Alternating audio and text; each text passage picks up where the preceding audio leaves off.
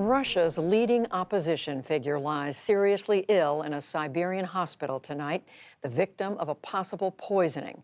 Alexei Navalny is a crusading anti-corruption activist, aspiring politician, and has been a thorn in the side of Vladimir Putin and his lieutenants for a decade. Here now, Nick Schifrin. On a video posted to a Russian news site, the conscience of the opposition unconscious on a stretcher. Alexei Navalny had been on a domestic flight when a passenger filmed him moaning in agony. He was rushed to this hospital in Siberia and put on a ventilator. His spokeswoman said his tea had been poisoned. Doctors called his condition stable but serious. Doctors are really working on saving his life. The 44-year-old lawyer is the country's most prominent opposition figure. He calls the ruling United Russia Party the party of crooks and thieves. We do not owe the government anything. It is the government who owes us. They build an authoritarian regime that doesn't give anything back. He's an anti-corruption crusader whose most famous video exposed mansions, yachts, and land he said belonged to Prime Minister Dmitry Medvedev. Medvedev can steal so much and so openly because Putin does the same, but on a greater scale. The system is so rotten, there's nothing healthy left. He's inspired some of the largest protests in modern Russian history and suffered from government targeting, a possible previous poisoning attempt, arrests that blocked him from running for office. He's been doused with milk by Kremlin allies who beat up his staff. And an assailant sprayed him with green dye and chemicals. Even if I look like this, does that mean that we will accept money's been stolen and used to buy yachts? I don't think so. In Russia, the list of political assassinations and attempts is long. In 2006, crusading Russian journalist Anna Politkovskaya was murdered. Alexander Litvinenko, a former KGB agent who accused Putin of ordering Politkovskaya's death, was killed in London by radioactive tea. In 2018, former double agent Sergei Skripal and his daughter were poisoned in the UK. They survived. The most infamous recent example, opposition leader Boris Nemtsov, shot dead on a bridge next to the Kremlin in 2015. Nemtsov's deputy, Vladimir Kara-Murza, told me in 2017 he was poisoned twice. Within the space of 15 to 20 minutes, I went from feeling completely normal, like I am now, to having a really rapid heart rate, sweating, palpitation. I started vomiting, and then I just lost consciousness. Kidneys, I think, went first, and it was the heart, the lungs, the stomach, the liver, everything. Everything just shut down. So I have no doubt that this was a deliberate attempt to murder, based on my political activities and motivated by my activities in the Russian opposition. Tonight, the Kremlin spokesman called talk of poisoning of Navalny, quote, speculation. For more on all this, we turn to Catherine Belton.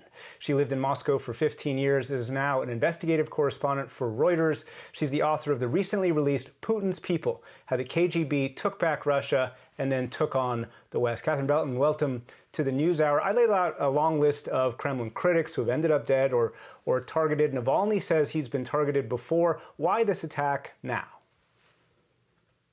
It certainly looks like it's a sign of the Kremlin's increasing paranoia. I think they're watching events in Belarus with complete horror. It's kind of their worst nightmare, what's happening there. This sudden show of people power, the power of the people, and people are sort of shedding off their fear of the regime, and they're protesting en masse. And I think the Kremlin is watching very warily, and there are great parallels between Lukashenko's rule in Belarus and Putin's as well.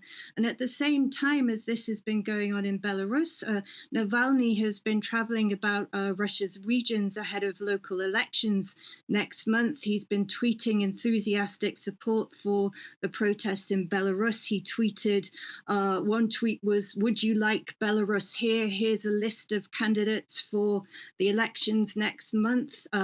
He's also been expressing enthusiastic support for the strikes in Belarus, where workers have gone in on strike as a very powerful tactic, he said, for strangling the regime, which is more powerful, especially when protesters are being beaten up. And we know that he's had talks with Russian trade union leaders in the past.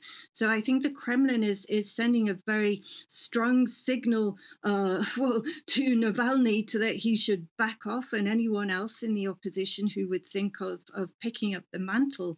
I think the Kremlin is just increasingly paranoid, and it's acting with impunity to protect its interests.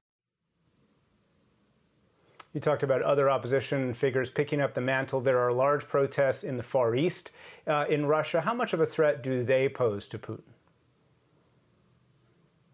I think Putin is really entering uncharted territory now for his rule. He's been blessed with good luck for most of his presidency. The first 2 terms of his presidency had fast rising oil prices, which helped him really improve living standards for the population. And then he was able, once the economy was flagging, he was able to pull off the annexation in Crimea, which garnered wide support from the population and boosted his ratings. But now he's facing not just a stagnating economy, but Russia's economy is also entering into a deep recession, not just because of the pandemic, but also because of low oil prices and because of the very poor investment climate, because sort of Putin's operatives have been scaring off any businessmen that want to invest because their businesses can be seized from them at any minute by those security services.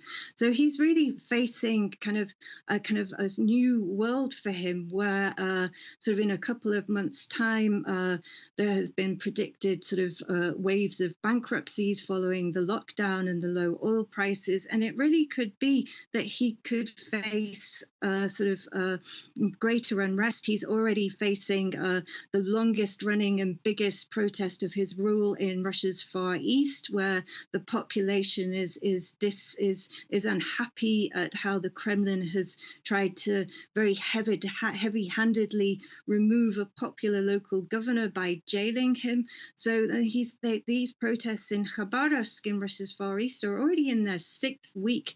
So things are all of a sudden looking quite tricky for Putin after a very long time of being able to get away with all kinds of things. Catherine Belton, we'll have to leave it there. The book is called Putin's People. Thank you very much. Thank you for having me on.